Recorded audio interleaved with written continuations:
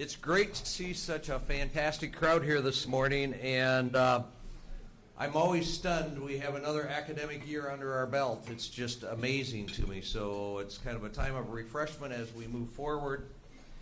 And this will be our last Secchia breakfast of this season. So Peter, once again, thank you for supporting these breakfasts for us, the college, and all of our alums certainly appreciate it. The students that are here today, it's a great thing you do. Thank you.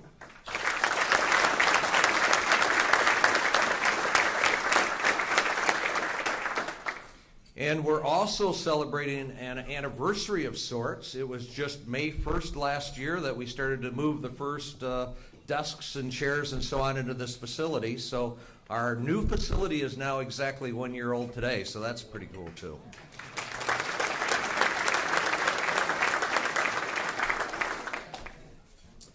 We know that Bill Seidman would be proud of this facility, and we know that he would be honored by this facility. And speaking of honors, John Reifel, our interim dean, I would like to invite him up here for just a moment to make a special announcement.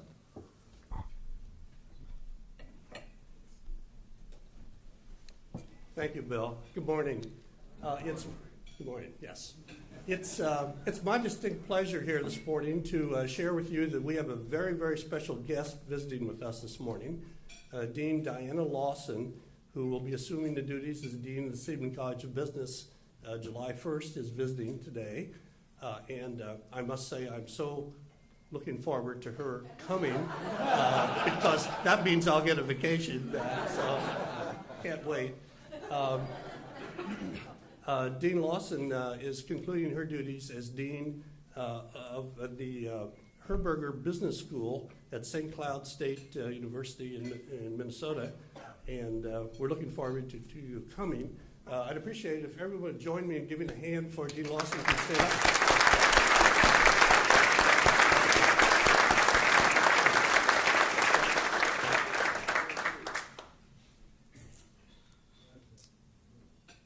Every one of us in this room has been affected by a person who has a passion to make a difference. Bill Seidman comes to mind. We have this facility and the many things he's done for Grand Valley. Don Levers certainly should be on that list. Peter should be on that list. And I could tell you all the guest speakers today's credentials, but in this day and age of searching on the internet, probably most of you have already done that, and we know that whole list. So I cheated a little bit, and I reached out to my career mentor, Fred Keller, and said, Fred, tell me something about Stuart. And so these are largely Fred's words. Thank you, Fred, instead of mine. So if it really goes good, Fred gets the credit. If it's really bad, Fred gets the credit. So Fred described Stuart as a person who has a passion, like those other people that we talked about. And he told me that Dr. Hart was instrumental in accelerating the efforts of three major universities, the U of M, the University of North Carolina, and Cornell, to take on sustainability, but particularly emphasizing the market at the bottom of the pyramid, those who earn less than $2 a year. And he said that he had been single-mindedly focused on making the world a better place for millions of people around this globe. And he was the architect of Cornell's participation in the Clinton Global Initiative in 2010 and has befriended people like Ratan Tata, Fisk Johnson of SC Johnson, and Muhammad Yunus. So we know Stuart is a man that's driven by a passion to make a difference. And so today, Stuart, we join you in asking you to come up here and tell us what's going on in the world of sustainability.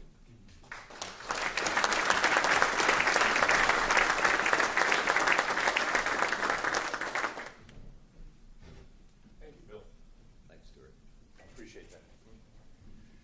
Morning, everyone. Welcome. Peter, thank you for having me. I appreciate it. Norman, Christopher, thanks so much for inviting me here. I really appreciate that. And Fred, as always. So I wanted to talk to you a little bit about sustainability and entrepreneurship, and we'll pull the slides up here in a second. Yeah, guys in the back. There we go. All right, we're good to go. So this term sustainability is, I would say, misunderstood, perhaps, would be a good way to put it. You know, that it means many, many different things to different people, which means it can be a slippery slope, right? Because you say that word and you get into a conversation and you don't really know what you're talking about. You know, I think it's part of the problem. It's one of the challenges. It's also one of the great opportunities. I think for many people, when they hear the term sustainability, what first comes to mind would be things like, well, that just means more regulation. You know, it means we have to pass more kind of stiffer constraints, you know, to control business, you know, that's out of control. Or maybe it's corporate social responsibility activities, or maybe it's environmental management, you know, but it's something like that, right? Would be the typical kind of when people hear that term, that's what comes to mind. And I guess I'm here this morning to spend a little time with you to make an argument that's a little different than that. That I really think sustainability holds the key to the entrepreneurial agenda for the 21st century. It's what will drive it. You know, in fact, it's coupling the two together that are going to make the difference. It's the biggest business opportunity in the history of capitalism, is the way I would think about it. The challenge of sustainability is the biggest business opportunity in the history of capitalism. So that's how I'd like to frame it. It's not about continuous improvement only. Right? I think we have a tendency to think about it as primarily becoming, as Bill McDonough would say, less bad. Right? Instead, I want to make an argument that this is really about innovation. And innovation on a scale and coming in over the next decade or two that we can't yet really fully imagine.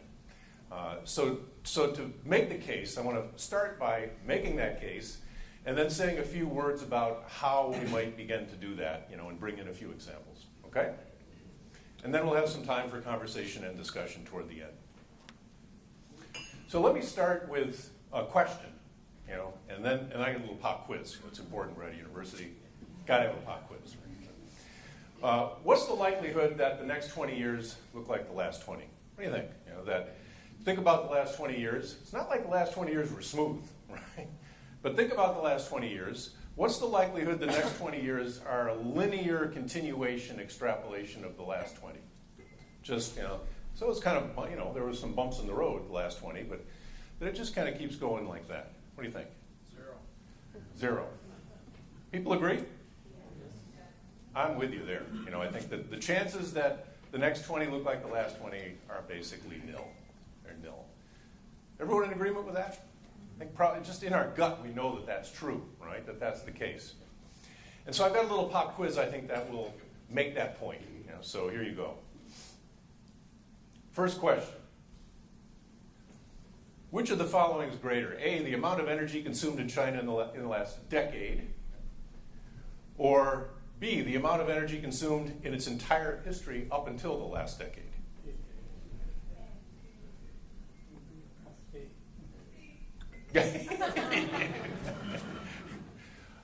A little disagreement there, but the answer is A. Right? The answer is A. And here's just a couple of pictures. I teach at this business school in China called Chung Kong Graduate School of Business. Some of you may have heard of it. And this was the picture one day, and this was the picture the next day. You know, one of their famous smog dust, you know, attacks. You know, and we couldn't even go outside because it was impossible to breathe. You know, so the answer is A. Next question. If current trends continue to 2020, right, so we're continuing current trends, A, China will consume half of the oil currently available for export in the world, or B, China will consume all of the oil currently available for export in the world. The answer is C. The answer is B. The answer is B. All right? If current trends continue, and if current levels of export oil continue. Finally, if current trends continue to 2030, A, China will consume half of the current total world production of oil, or B, China will consume more than the current total world production of oil. Well, you can see where this is going, right? That was pretty close. The answer is B. So again, I ask the question, what's the likelihood that current trends continue, right? It ain't going to happen. This can't happen, right? I mean, this is an impossibility physically, economically, just about every other way you can imagine. This can't happen. Right?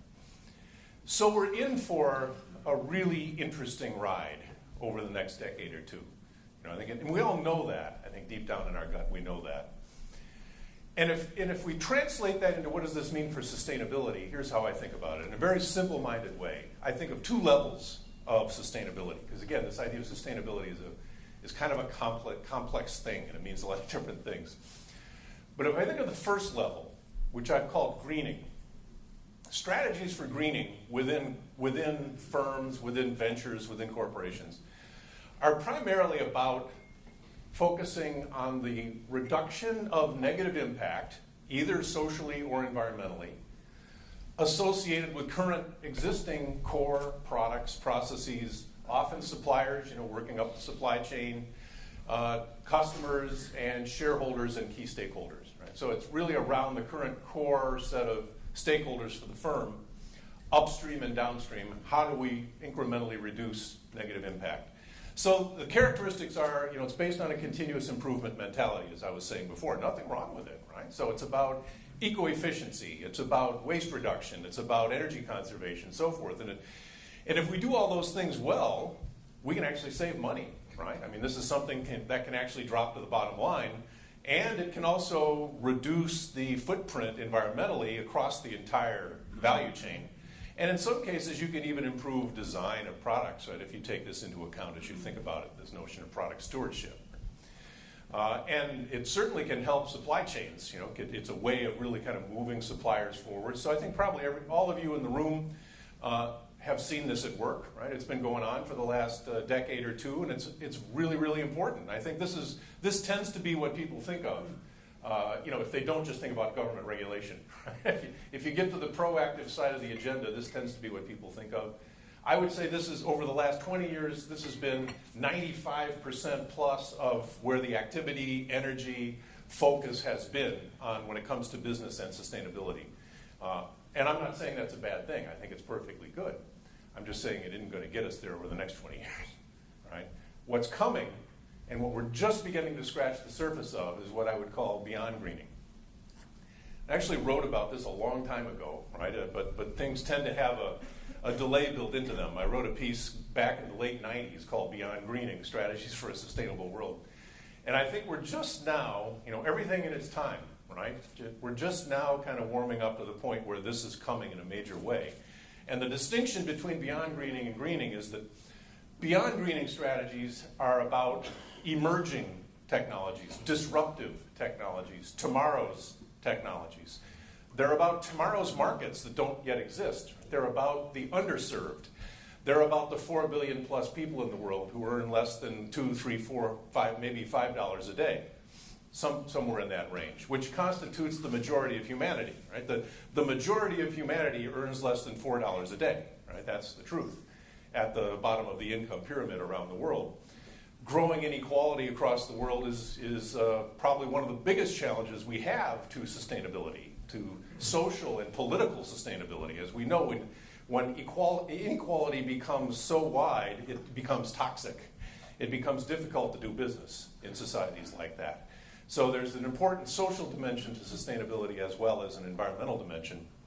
So beyond greening is about tomorrow's technologies. It's about tomorrow's markets. As I was saying, in many cases, these are markets that don't yet exist, so we have to create new markets, especially among those who have been poorly served, which means bringing on and partnering up with different kinds of players, new stakeholders, and addressing fundamental unmet needs in ways that maybe we used to do, but increasingly at the very tippy top of the pyramid, let's face it, we're focused more on wants than we are needs, right? And I'm not saying that's a terrible thing.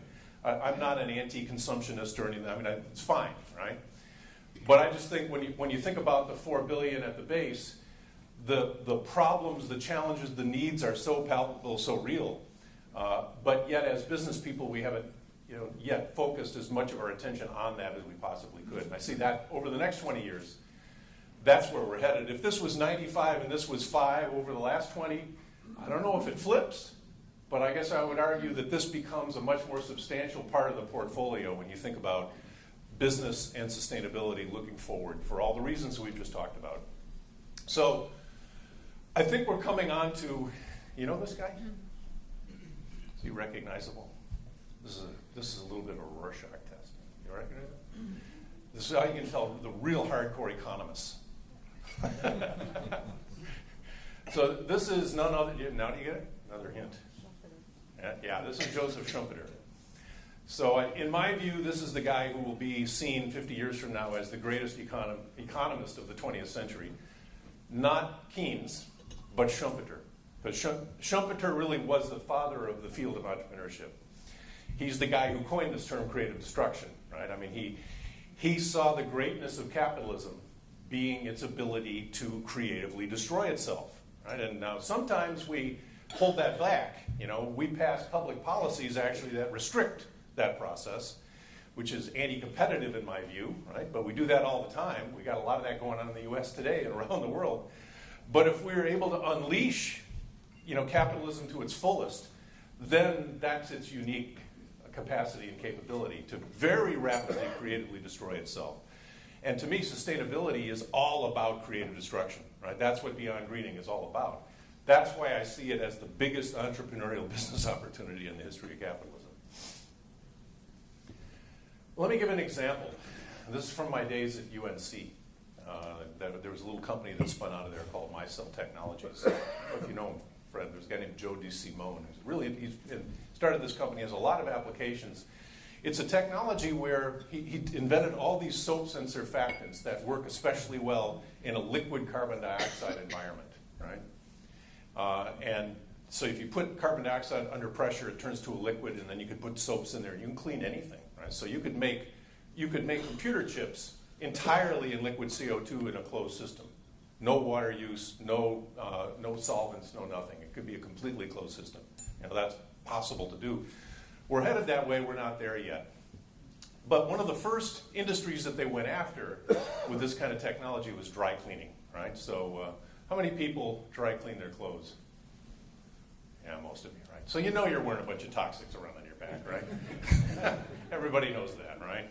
There's the active chemical, perchloroethylene. It's on every toxic substance list, and it explains why this industry is one of the few that has not yet consolidated. When you think about it, almost every service industry, there's some large corporation that is consolidated. Can you name one single large dry cleaning corporation? They don't exist.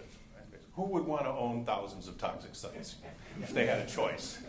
So it just hasn't happened.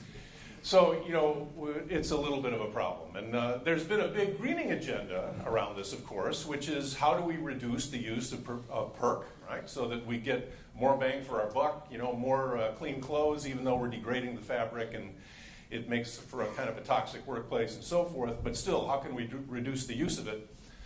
But that doesn't get us to where we really need to go, right? I think this is generally going to be the theme looking out over the next, 10 or 20 years. So Joe and his company, and now dozens of others, have come up with a leapfrog, next generation technology, which uses liquid CO2 to clean clothes. Right? So here's a picture of one of their stores called Hangers Cleaner, which is a much cleaner environment, more sophisticated place to work, requires a higher level of skill, and essentially you have CO2 washing machines where you put the clothes in there, put the CO2 under pressure, you wash it. Take the pressure off, the CO2 goes back into the tank. You don't have to use any energy to dry the clothes. It doesn't degrade the fabric. The clothes come out smelling fresher. They last longer. They wear better. It's about the same price point. Safer workplace, right? More sophisticated workplace. Which would you buy if you had a choice? You get my point, right?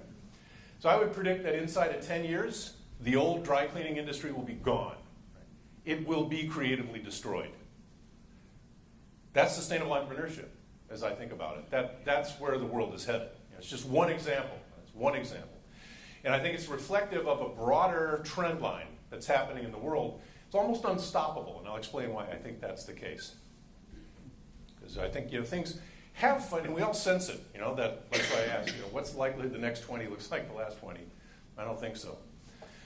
And here's why I think, if we think about it in broader global terms, that we know that most companies, for as long as we can remember, focused on rich people, right? And there's a good reason for that, because they got money, right? I mean, it's the same same reason people rob banks, right? I mean, that's where the money is, so it would make good sense that would be what you would go after first.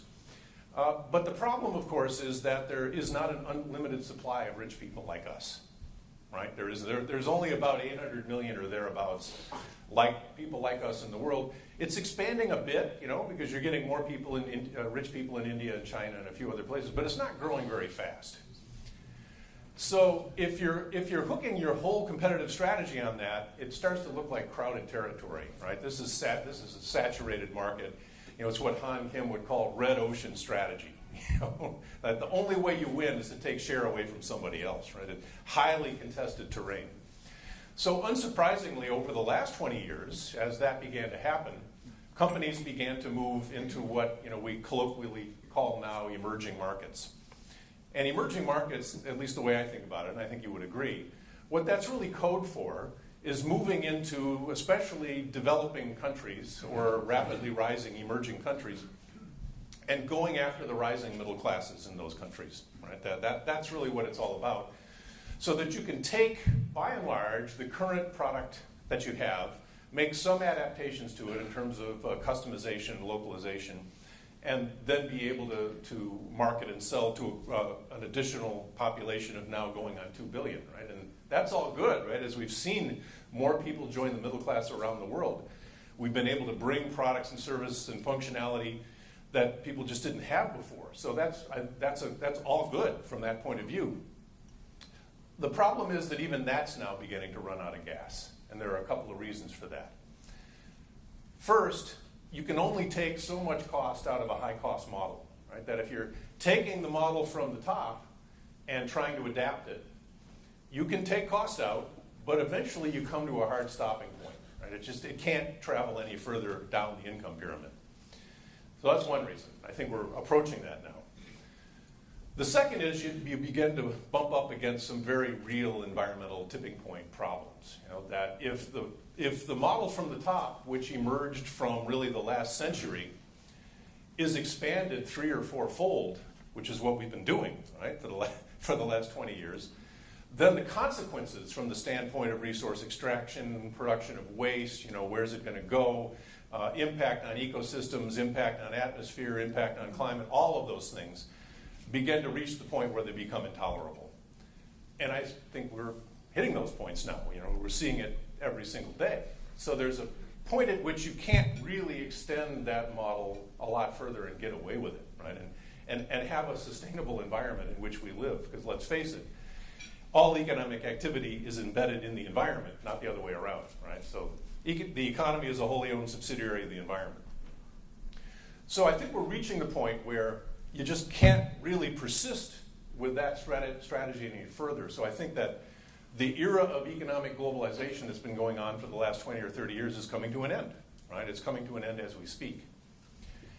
And that means that what's next, what's left, is the base of the bottom of the pyramid, which, as we were saying, is the majority of humanity. It's 4 billion people in our own country. Tragically, that's growing, right? As inequality increases in the United States, there's more and more of a bottom of the pyramid. Certainly around the world, it's expanding. It's where all the population growth is. The population is not growing at the top, right? Population grows at the bottom.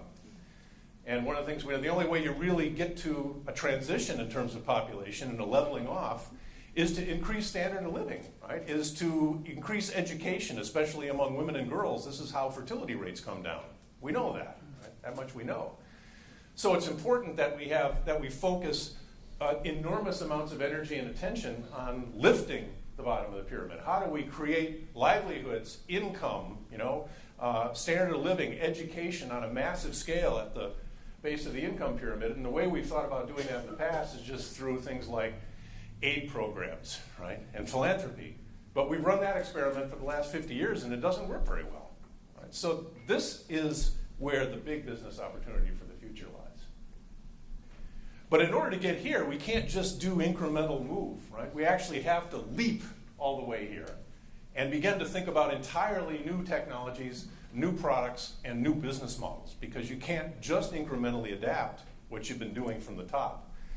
That means new strategies, new skills, new capabilities, the possibility of leapfrogging, being a disruptor, taking technologies that maybe didn't work so well in the served market at the top and applying them at the base. And then the possibility that this could actually trickle up, right? So this is now the fashionable notion of reverse innovation, right? Or trickle up innovation, which I think is there, right? The possibility is there, and I'll describe a couple of examples. So one I think that everyone's probably familiar with already. This is the piece that C.K. Prahlad and I wrote now going on 12 years ago, called The Fortune at the Bottom of the Pyramid, which sort of helped to kind of get this off the ground and moving. People know Prahlad's work? Pretty well known. He's down the road here at Michigan. He and I were colleagues at the business school at Michigan. So an example that everybody probably knows quite well is GE's ultrasound innovation. You know this one? So this is a traditional large hospital-based ultrasound machine, right, which is maybe a couple $100,000. Right? And if you're going to get ultrasound, then you got to go to the hospital. That's just by definition. And what GE began to do, not by design necessarily, going back maybe 10 plus years. In fact, Fred, when we first started the Base of the Pyramid Learning Lab, we had the guy from GE who was trying to bring the Base of the Pyramid strategy forward, and you can imagine how much resistance he got. This guy named Rex Widmer, and he kept getting his head chopped off and handed to him. But he persisted and was able to convince the heads of GE India and China to actually dedicate some time and budget to this, where they protected a team of people to get out into the rural areas and begin to explore how they might be able to develop diagnostic, technology, medical diagnostic technology that could bring this functionality to underserved people in the rural areas. So they just literally began to go out and stumble around, spend time, and one thing was clear, that you couldn't expect to bring people from the village to the hospital. The technology has to go to the people, right? It has to become a distributed application, or else it has no hope. So they cobbled together, just kind of using some core technology off the shelf. Initially, it looked like this. It was PC based. This was and it doesn't do everything that this does, but it does a lot. It does 80% of what this does. And cost about $5,000. And now you're able to get out with a distributed business model where you work with nurse practitioners in the villages, and now this suddenly begins to change the landscape, right, in terms of what it looks like. And once that began to get traction, then GE began to commit resources to it, and Jeff Immelt discovered that this had enormous potential, and it became this. It's now a handheld device. It's in every first responders. If we called the ambulance today, they'd have one, right? This has become probably the fastest, most profitable growing business in GE Medical, today. And it never would have happened had they not dedicated the time and energy to actually go out and explore in the base of the pyramid. That's what created the constraints system that allowed people to actually imagine an innovation like this. It's not going to happen here, right? You actually have to put yourself into that situation in order to imagine what it would take in order to solve that problem. Does it make sense? So if we take a step back again and think about this in larger global terms, and think about the world as a funnel. We have on the one side kind of the continuing narrowing of the funnel in terms of pollution and degradation and kind of ecosystem loss on the environment side. And then on the social side, kind of population, even though the rate of growth is slowing, we still have, what's the human population today? We're like 7, right? Headed to maybe 9 or 10 before we level it off. But the most staggering thing to imagine, of course, is that for many of us in the room, myself included, the human population when I was born was only a little more than 2 billion, right, in the early 1950s. And it's gone from a little more than 2 to 7 in my lifetime. So we see the rate of growth slowing, but if by 2050 we're able to stabilize it at 9 or 10 billion, we'll be doing really well. But the only way that's going to happen is to amp up the base of the pyramid. We need to probably multiply economic activity 5-fold over what it is today, especially in the base of the pyramid. This is why it's the biggest business opportunity in the history of capitalism. But that's the only way you're going to get after this stuff, right? You can't just do this with aid and philanthropy. There isn't enough aid money in the world or philanthropic money in the world to do this. You have to do it through commerce. So it's exciting that, in the past we saw the environmental problems as primarily, it's about government regulation, right? And we saw these problems as primarily being about aid and philanthropy. Increasingly, the old business models are sort of kind of running into the sides of this funnel, and we begin to see that the challenge and opportunity is how we get through the neck and come out the other side. That's sustainable entrepreneurship. Right? That's really what it is. And it's heartening that we have now a couple of strategies that have emerged, as I've just been describing. Clean tech on the one hand, right? There's a clean tech revolution going on, or so we're told. There's over $1 trillion that's been invested in the so-called clean tech space over the last 20 or 30 years, which is a lot of money. We haven't seen the output yet, right? But there's a lot of input at this point. I think there's some good reasons why we haven't seen that output yet, which I'll describe in a moment.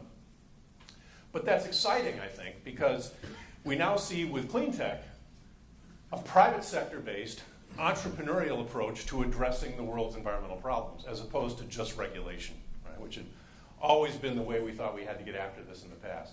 By the way, I'm not an anti-regulation person, right? I'm just saying we're not going to regulate our way out of this. It's not going to happen. We have to innovate our way out of this. And clean tech, I think, gives us that hope. And the same thing here, that there's now a whole new movement around this idea of base of the pyramid business. A lot of new buzzwords, things like inclusive business, social entrepreneurship, right? Opportunities for the majority. We can go down the list. You can tell that something is beginning to get traction when there's a proliferation of new buzzwords. And that's happening, in this space, and that's exciting that that's happening. It shows that people are really beginning to think this way, and that's enormously important. So again, rather than just aid and philanthropy, now there's actually private sector entrepreneurial-driven approaches to trying to get after these problems, right? And make money doing it, right? Again, this is not philanthropy that we're talking about. But whenever you have new strategies, new initiatives that emerge, you solve problems, but you also create new ones. So this is, to me, is kind of like an enduring theme of human endeavor. That's true in general, right? The law of unintended consequences. There's always stuff that happens that you didn't expect. And one definition of sustainability is that when we do something, if the problem we solve is bigger than the new problems we create, we're on a sustainable path. But if you think about it, we don't always pass that test with human endeavor, either in public policy or in the private sector. We don't always pass that test. But I think the same is true here with clean tech and base of the pyramid business. These are really important in their own right, but their sheer existence now out there in the world is creating some new problems and challenges. The biggest one, in my view, is that these have become separate communities. It's like C.P. Snow's old book, The Two Cultures. If you remember, that's a classic book from the 1940s or 50s. You have now these two completely separate cultures that generally don't talk to each other. There's lots of clean tech expos and conferences, and it's mostly engineers and scientists, that go to this stuff. And then over here, you get people who are more sort of the kind of social entrepreneurs, socially motivated, that would tend to gravitate toward the events and the expos and conferences that focus on this, and they don't go to this.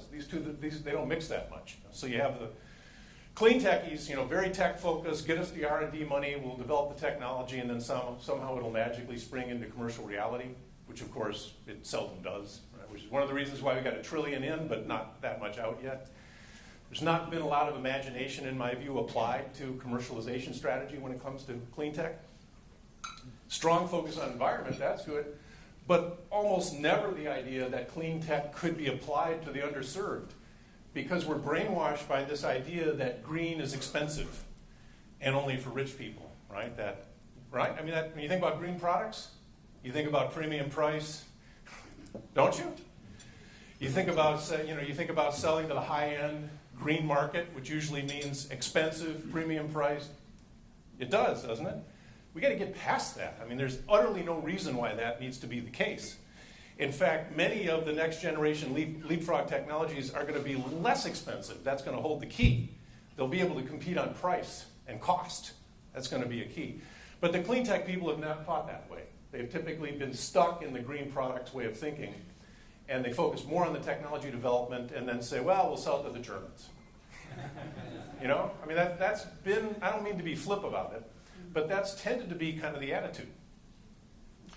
Whereas over here, you know, you get people that are more socially motivated. They're thinking less about technology, more about business model innovation. How do we get extended distribution out into the rural areas? How do we have a more inclusive supply chain by buying from small shareholder farmers? How do we ensure that it, that it doesn't have environmental problems, the supply chain? How do we get costs down? How do we source locally? How do we create livelihoods in the communities we're working with? All really important challenges that have to do with business model innovation if you're, in fact, going to get after the base of the pyramid. Poverty, an important driver, but you also find, just like there's kind of a blind spot here, that there can sometimes be a blind spot here, which is that people say, let's worry about getting people out of poverty first, then we'll worry about the environment. How many times have you heard that? Big problem in my view, right? These cannot be separate issues. You can't say first let's deal with poverty, then worry about environment. That's game over. If that's the way we think, it's game over. It can't happen. We're back to the triangle that I showed you earlier. So I think the big opportunity, the big challenge is how do we actually bring these two together? So I think of the convergence of clean tech and base of the pyramid as taking the green leap. Right? That's really the big entrepreneurial opportunity looking ahead over the next 10 years or so. And you know this book by Peter Diamandis? And I'll stop here shortly, I promise. Called Abundance. It's a great read. I would encourage you to have a look. Among other things, what he talks about and what he develops is this idea of exponential technology, which is really important, right? He points out that Moore's law now applies to technologies across sectors. It's not just in the electronic sectors anymore.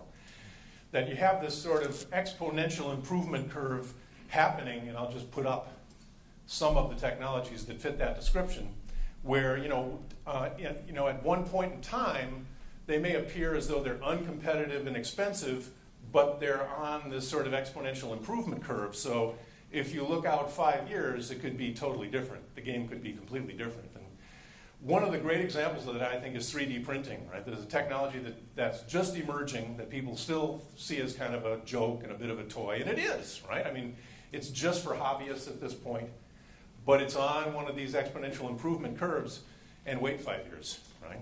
Could we imagine a future where we manufacture in our home, right? That it moves us away completely from centralized, capital-intensive manufacturing to completely distributed production of goods and services. Think about the environmental benefits of that. Think about the cost reduction. Think about it. Just talk about different business models. Could that be transformational? Absolutely. But the same is true with virtually all of these technologies. They all have the tendency of driving us toward more distributed applications. We're moving from a mainframe to a distributed world, and technology is taking us there. That enables entirely new business models for us to think about, which are inherently entrepreneurial because they can be embedded in local communities and employ local people and create a lot more jobs, which we desperately need. So if we think about driving innovation from the base of the pyramid, these exponential technologies are one source, but we don't have to be limited to that. Right? You don't have to be an MIT PhD to play in this game. I think the other important angle to think about is shelf technology. And I think that's going to be really important in places like Grand Rapids, but all over the world. I do a lot of work in India and Latin America and China as well, where you don't have MIT. But just think about this for a moment. And Fred, we've talked about this. At Cornell, we've cut this deal at Cornell where we're working with the new vice provost for, it used to be called intellectual property. Now it's called technology commercialization and venture development. He's a really forward-looking, interesting guy.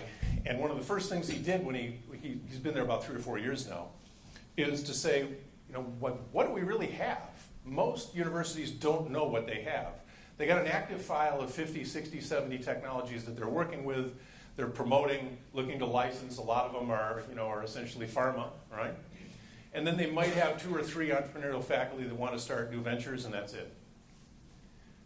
But there's all of this technology sitting on the shelf. So Alan Powell, who's the vice provost at Cornell, first thing he did was say, let's find out what we got. It took him 2 years. He hired like an army of student interns. They digitized all the records. They found all these old closets with filing cabinets with dust on them. Turns out there's over 4,000 technologies sitting on the shelf at Cornell. We've developed this little screening tool where there are a set of criteria around environmental sustainability and a set of criteria around potential for distributed use. And if you pass, we've done this now with some of those technologies, if you pass these technologies through that screening tool, you can also control for things like patent quality, which is, there are ways to do that. Hundreds and hundreds of these technologies come out the bottom, right? So what if we took these technologies that are just sitting there doing nothing, like Alan says, let's experiment with this because anything greater than 0 is a win for us, all right? What if we get these in the hands of entrepreneurs that are thinking this way, that are embedded in poor communities, in inner cities, in rural villages, in favelas, that are embedded in those communities that can co-create business models around these technologies? Isn't this how we're going to pull the technologies into commercial reality? And isn't it also how we're going to leapfrog environmentally and socially at the same time? Right? I think so. And so the last piece of the puzzle when it comes to technology to think about is, so there's like the bleeding edge MIT stuff, exponential technology, there's shelf technology, but then throughout the world there's indigenous technology. So as I say, I do a lot of work in India. And in India, over the last 15 years, they've started this thing largely because of the tireless efforts of this one professor at IIM Ahmedabad, a guy named Professor Anil Gupta, who started something called the Honeybee Network. That's now become the National Innovation Foundation, where they have cataloged, documented, given some ownership rights over now thousands and thousands of indigenous village-based technologies, some of which go back hundreds or thousands of years. Others are newer inventions, that just local people have come up with. And if you put those into a database, which they've done, these are just sitting there, right? That it requires entrepreneurs to animate them and bring them into reality, right? So I think the missing piece of the puzzle are entrepreneurs with the knowledge, skills, capabilities, and motivation to actually get on the ground, bring these sort of leapfrog technologies, connect them in local communities, engage the local population in the process of venture creation and business model development, and go from there. Right? That's sustainable entrepreneurship, as I think about it. So how do we take these technologies, bring them into this sort of bottom-up business development way of thinking, and there's learnable skills to do that, which is a lot of what we're trying to do. And maybe that's the way we get out the other end of this funnel, right, through the funnel, in terms of the funnel I showed earlier. So one last example, then I'll stop, because I think it's an interesting one from China in this case. Tsinghua University, people know China, very well-known university, sort of the Harvard of China in many ways. But an engineering professor there developed this glass vacuum tube coating technology, which allows essentially hot water systems using glass vacuum tubes. The glass vacuum tubes collect the sun's energy and they stick into a water tank, like you can see there. And if you get outside the cities in China, you will see these things everywhere. Now, if you go back in time, say 12, 15 years when this company first spun out, which it did, it spun out as a startup company from Tsinghua, it's called Tsinghua Solar. Their initial vision was, okay, this is like a solar thing, so it's a green product. We got to sell it to rich people, right? Again, sort of green product brainwash. So they put together this whole marketing and promotion strategy to go into the high-end neighborhoods in Beijing and Shanghai and the other established cities to try to sell this. What do you think happened? It just fell flat. They almost went bankrupt because they put all their eggs in that basket. Almost out of desperation, they went out to the towns and the rural areas, discovered there was enormous need and pent-up demand, that in many cases people had access to water maybe once every week or two from a bathing point of view and from a sanitation point of view. Undependable electricity, no propane, gas hadn't extended, there's huge need. So long story short, they optimized the technology for rural use, developed an inclusive business model around it that had to include a microfinancing mechanism, but also employed local people as sales, distribution folk, service. So it's a livelihood generating activity right in the rural areas. And at the same time, it's leapfrogging to completely solar. And this has the added advantage of just being glass. In other words, there's no rare metals, no antifreeze. This is basically glass in a water tank. So from a materials point of view, it makes sense too. It's also less than half the cost of flat panel solar. All right? So I asked them, last time I was there, it's growing, by the way, the industry is growing 50% a year. Just in China, it's now $1 billion industry in China. I asked, do you see yourself moving outside of China? And they said, well, right now we can barely keep up with domestic demand. It's attracted a whole bunch of new entrants. There are now 50 of these companies, including probably 35 or 40 knockoffs. So it's always nice to know the Chinese knock off their own companies, too. Right? That's important. So it's just exploded. But he said, I could see maybe in another 5 years or so, this could certainly North Africa, India, and then eventually, right, as fossil fuel prices rise, as this technology becomes better and better, it comes to a place like Europe or the United States. Right? You could easily see that happening. This is the reverse innovation engine that I was talking about a little bit earlier. To me, this is the future of entrepreneurship. Right? This is the name of the game. How do we do that? Right? And how do we begin to incubate technologies like this and new businesses, not only in China and India and Latin America, but right here. Right here in the U.S. That's the opportunity. So let me stop, with where I began, which is that I see the challenge of global sustainability as the biggest business opportunity ever. How do we lift the poor without destroying the natural capital that supports all life on Earth and make money doing it? Thank you, guys.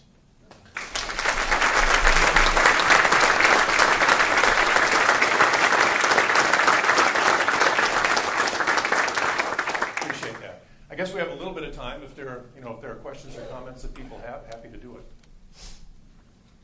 Sorry, I ran over. Please. Yeah. And shout out. What kind of sustainable development do we expect in the healthcare in the U.S.? What are the things we can do to improve from the bottom of the pyramid? Well, healthcare in general, right? I wouldn't limit it to the U.S. Healthcare as a sector is ripe for this kind of disruptive innovation, in a Clayton Christensen sense. In fact, Clay and I have done work together. Clay's ideas about disruptive innovation started with leaping more to the bottom of the top of the pyramid. Like if you think about the emergence of the PC industry, it was a disruptive innovation, but that's what it did, right? It really sort of leaped to the bottom of the top of the pyramid. The initial users were not high-end computer company or university computing centers and corporate, because those were mainframes. They were just people like us, that use PCs. So that was sort of leaping to the bottom of the top of the pyramid. But what I'm talking about here is let's leap further down the pyramid. There's the potential then to be even more disruptive, and then there's more potential then for it to move up market over time. So I wouldn't limit it to say, just healthcare in the U.S. In fact, one of the challenges I think we have as Americans is finding the innovation space to enable this sort of leap to happen. Because we can sometimes over-regulate ourselves. Again, I'm not an anti-regulation guy, but sometimes well-intended regulations, whether it be they in the health sector or in the housing sector or anywhere else, prevent us from getting out of the box, right? So if we think about housing as an example, this is one of our friend Amory Levin's favorite stories. In most communities that have building codes, and it's important to have building codes, but a lot of the codes were written a long time ago. And most building codes still in the U.S., it's changing, require that there be an active heating system, right? That if you build a house, by law, there must be an active heating system. Well, but what if you're able to design a house, a passive structure that doesn't need a heating system? You still have to put one in and you just killed it economically, right? So that those sort of things happen all the time, and in the healthcare space too. So the challenge is finding the places where we can go and leapfrog and create these disruptive new models. And unfortunately, the better opportunities tend to be outside of the U.S. to do that. Now, having said that, it's not only outside the U.S. We need to be looking for those opportunities here. And, municipalities and cities can get ahead of this one. This is where I think, depending on the federal government, we shouldn't do that. It's too much of a blunt instrument. But, creative cities can make these kind of things happen. So I think as Grand Rapids, you ought to be thinking about this, right? How do we create, the policies to tip the table for entrepreneurs in this direction?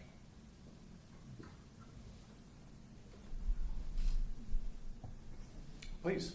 Can you offer some comments on the energy and utility sectors? Same story, same story. So if I think about clean energy, right? Clean tech and energy. And again, I don't mean this to be critical, but where has the bulk of the investment in clean energy gone in the U.S. so far? Solar and wind, but what type? Big wind, right? Like big wind projects here in Western Michigan, and big solar thermal power plant like kinds of projects like out west and in the Southwest and that kind of thing. Am I right? Isn't that where I don't have the numbers on me, but I would be willing to bet that if you looked at it in terms of the total investment, that probably 95% of the capital is flowed to what I would think of as centralized renewable, right? Big solar, big wind. Why? Because it fits our existing institutional model. It's not a bad thing. I don't mean it to say that it's a bad thing. It fits the existing institutional model, so it comes in much more easily. The sort of small-scale distributed applications that I was just describing, like at Tsinghua Solar, these have struggled, right? They've had a much more difficult time in the U.S. to make it because the deck tends to be stacked against them. And some people here in the room I know have experimented in this space, and it's not easy, right? So I think as Americans, or as Michiganders, or wherever we might be, until we have the wherewithal to create not even a level playing field would help. But right now the playing field is not even close to level, right? It's stacked against these kind of innovators. And as long as that happens, the innovation will happen somewhere else first.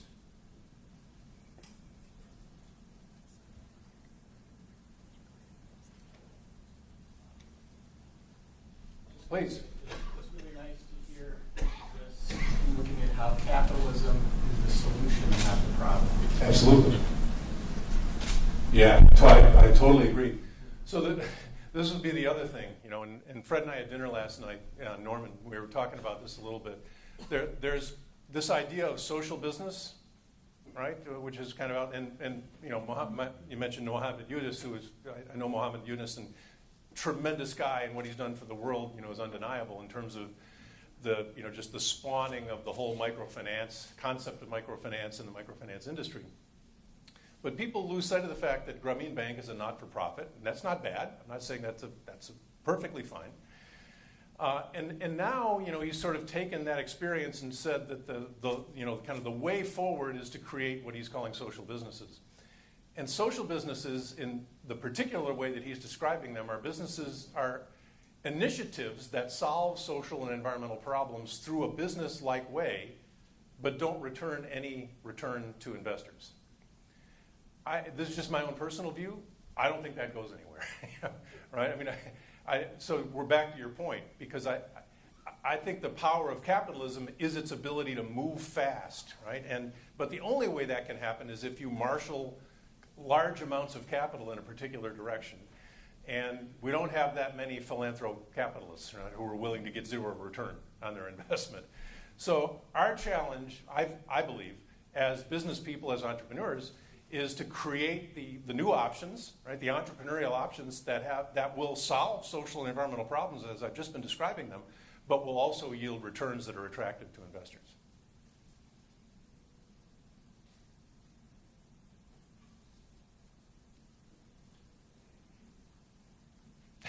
One last question for Stuart? There's one over there. Please. I wondered if you could update us on the status of desalinization as something that might radically impact the bottom of the pyramid and eliminate the continuing shortage of fresh water. Yeah, well, it's again, I wouldn't make the claim of being, an expert in that technology. I know a little bit about the water space, because of course water is another huge area looking forward, right? In terms, and if you look at where the kind of water is going, it's moving more and more toward distributed applications, in more point of use, water treatment and water cleaning, and desalinization, like renewables, can be done on a large scale or it can be done on a small scale. The same thing. So I think so there's sort of centralized clean tech, and there's distributed clean tech. Most of the centralized desalinization projects that I'm familiar with, you probably know more about this than I do, have been focused on reverse osmosis, as the operative technology. And it works. There can be no question about that. It works. But it uses enormous amounts of energy. And it's quite expensive. So I don't think we've cracked the nut on that one yet. I think that we're, like many other domains, there is enormous opportunity to be a disruptor. And I think, and again, this is just my inherent bias, that where that will come will be from more distributed, smaller scale applications with technologies that can be applied on a more local basis. And there are some of those that are beginning to bubble away, but we're not there yet. Thank you. My pleasure.